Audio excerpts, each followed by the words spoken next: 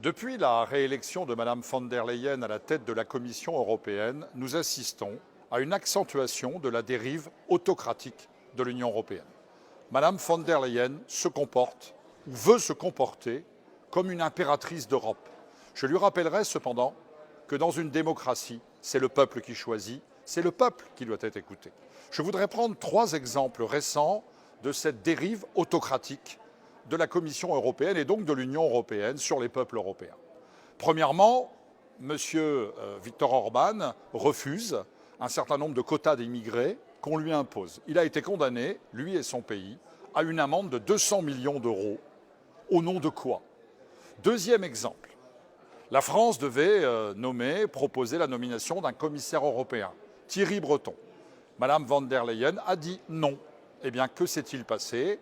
Madame von der Leyen ordonne, la France s'exécute. Et M. Macron a été obligé, en catastrophe, de proposer le médiocre M. Séjourné pour représenter la France à la Commission européenne.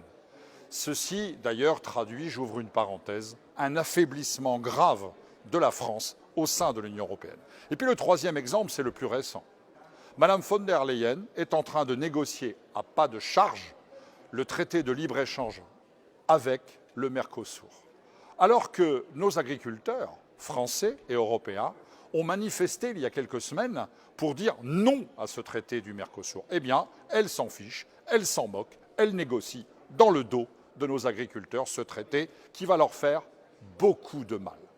Voilà où nous en sommes aujourd'hui, mais je voudrais simplement dire à Mme von der Leyen et aux technocrates de la Commission de Bruxelles que l'histoire nous a démontré que toutes les dictatures finissent par s'effondrer.